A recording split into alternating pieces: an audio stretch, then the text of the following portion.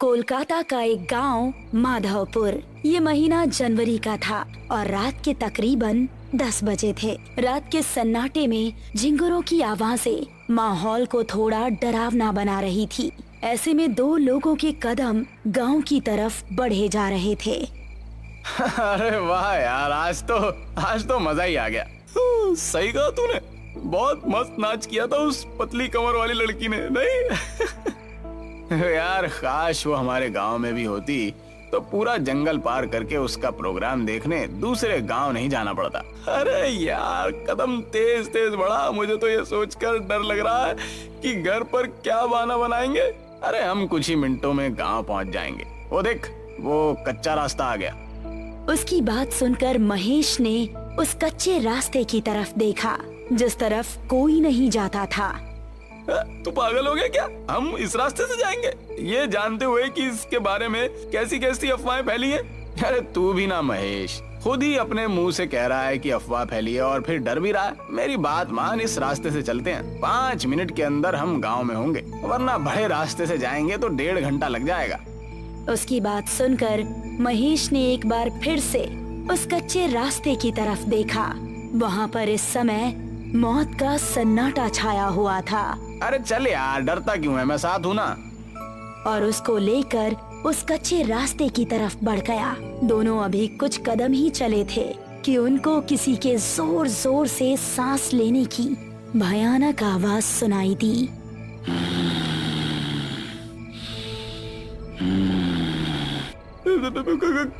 कौन है?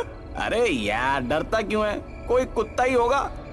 रमेश अभी आगे चला ही कि तभी उस आवाज के साथ उसको किसी के कदमों की भी आहट सुनाई देने लगी। मैंने कहा था ना यहाँ से जाना ठीक नहीं है। अबे तू मुझे भी डरा रहा। देख अंधेरा भी बहुत ज्यादा है, कुछ नजर नहीं आ रहा। अब बस हम दोनों अपने कदम गांव पहुंचकर ही रोकेंगे। तभी महेश की आंखें फटी रह गई। उसको रमेश के ठीक पीछे 2 लाल चमकती आंखें नजर आ रही थी। तेरे पीछे? अबे कौन है मेरे पीछे?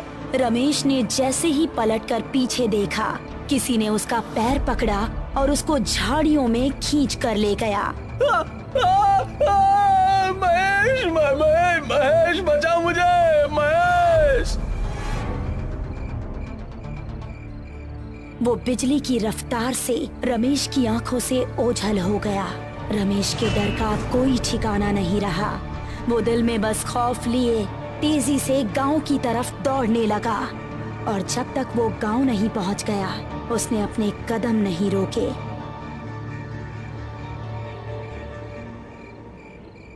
अगली सुबह जब वो गांव के कुछ आदमियों के साथ उस कच्चे रास्ते की तरफ गया तो उसको रमेश की लाश 2 टुकड़ों में जमीन पर पड़ी मिली। रमेश! उसकी आंखों से आंसू बह रहे थे और इस तरह इस कच्चे रास्ते का खौफ माधवपुर में और ज्यादा बढ़ गया। इस घटना के 3 महीने बाद मोहिनी, जो कि 21 साल की एक खूबसूरत लड़की थी, अपनी विधवा माँ और छोटी बहन मेघना के साथ इस गांव में रहने के लिए आई। बेटा, हमने वो गांव छोड़कर ठीक नहीं किया। अब पता नहीं यहाँ के लोग कैसे होंगे। मम्मी, थोड़ा तो एडजस्ट करना ही पड़ेगा ना।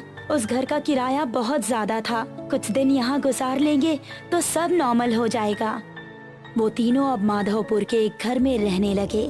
कुछ ही दिनों में उन्हें वो गांव अपना सा लगने लगा। मोहिनी उसी गांव के कुछ बड़े घरों में काम काज करके अपना घर चलाने लगी। पड़ोस में रहने वाला रोहित नाम का एक लड़का मोहिनी को दिल ही दिल में पसंद करने लगा था, लेकिन उससे बात करने में थोड़ा हिचकिचा रहा था। एक शाम जब मोहिनी अपना काम खत्म करके घर पहुंची तो उसको घर में मेघना कहीं नजर नहीं आई और माँ काफी परेशान दिख रही थी। माँ, मेघना कहाँ है? वो दोपहर के वक्त टहलने निकली थी लेकिन अभी तक घर नहीं लौटी। मैंने आसपास पता भी किया लेकिन वो कहीं नहीं है। मुझे तो अब बहुत डर लग रहा है, पता नहीं कहाँ होगी वो। अरे माँ, आप डरिए मत, मैं अभी उसको ढूंढ कर ले आती हूँ। इतना कहकर मोहिनी घर से निकली और आसपास के इलाकों में देखने लगी, लेकिन उसको मेघना कहीं नजर नहीं आई। फिर घर वापस आते वक्त उसकी नजर उसी कच्चे रास्ते पर पड़ी। हर जगह देख लिया लेकिन कहीं नहीं मिल रही। अब तो बस यही एक जगह बची है। हो सकता है कि वो यहीं पर हो। उसको जंगल जाना बहुत पसंद भी है। ऐसा कहकर वो उस रास्ते की ओर बढ़ गई। दोनों तरफ घना जंगल और उसके बीच से निकलता हुआ वो कच्चा रास्ता। अंधेरा होने पर वो बहुत ही भयानक लग रहा था, लेकिन छोटी बहन की तड़प उसको उस रास्ते की तरफ खींच कर ले गई। मेघना, क्या तुम यहाँ हो? उसको जवाब में मेघना की आवाज तो नहीं आई, लेकिन वही सांस लेने की आवाज आने लगी।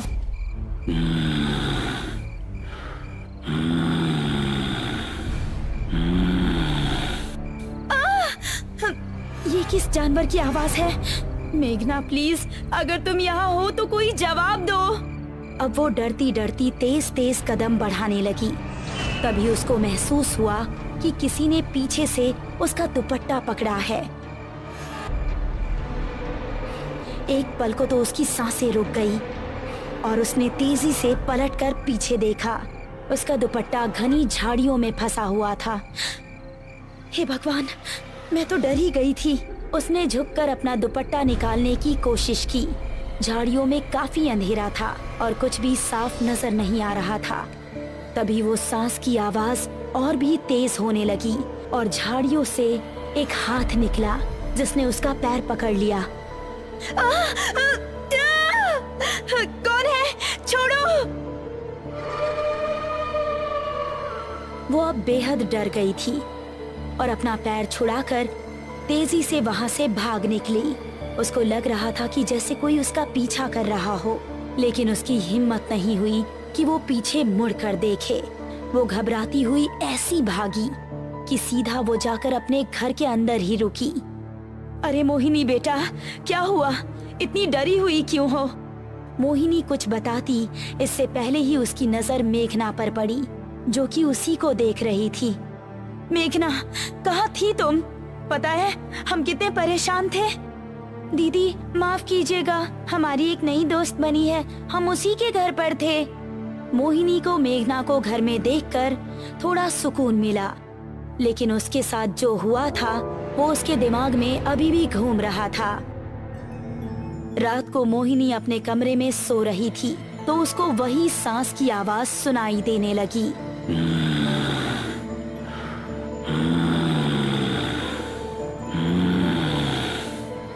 ये आवाज सुनकर वो जाग उठी और ये आवाज खिड़की की तरफ से आ रही थी। कौन है वहाँ? वो कमरे से निकली और घर के बाहर उसी मैदान में गई जो उसके कमरे की खिड़की के पीछे से दिख रहा था। कौन है? कौन हमारा नाम पुकार रहा था? मोहिनी ने गौर किया कि ये आवाज एक पेड़ के पीछे से आ रही है जिसके नीचे बहुत अंधेरा था। वो फिर भी हिम्मत करके उसकी तरफ कदम बढ़ाने लगी। जैसे ही वो उस पेड़ के पास पहुंची, किसी ने पेड़ के पीछे से निकलकर उसको कसकर गले लगा लिया। कौन है? छोड़ो हमें!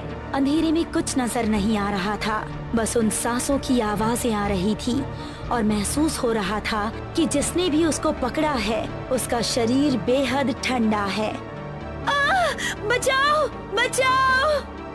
उसकी चीखें सुनकर मेघना और उसकी माँ नींद से जाग गई। साथ ही पड़ोस में रहने वाला रोहित भी जाग चुका था। वो तीनों भागकर मोहिनी के पास पहुँचे तो देखा कि मोहिनी बेहोश पड़ी थी। मोहिनी, मोहिनी! रोहित ने उसको गोद में उठाया और उसको उसके कमरे में लेकर आया। क्या हो गया है मेरी बच्ची को? ये आखिर वहाँ पहुँची कैसे? माँ और मेघना दोनों बेहद डरी हुई थी।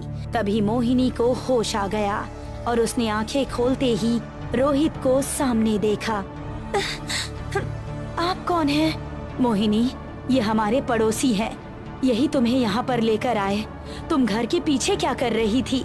मोहिनी ने अपने परिवार वालों को कुछ बताना ठीक नहीं समझा और उसने बात को टालते हुए कहा, कुछ नहीं माँ, वहाँ कोई कुत्ता बहुत देर से भौंक रहा था। उसकी आवाज हमें सोने नहीं दे रही थी, इसीलिए हम उसे वहाँ भगाने गए थे। हाँ, आपको वहाँ अकेले नहीं जाना चाहिए था। हम सभी बहुत ज्यादा डर गए थे। शुक्र है आप ठीक हैं। मोहिनी को रोहित की आंखों में अपने लिए फिक्र देखकर बहुत अच्छा लगा। और इसीलिए उसने हल्का सा मुस्कुरा दिया। चलिए मैं चलता हूँ, आपको कोई भी जरूरत हो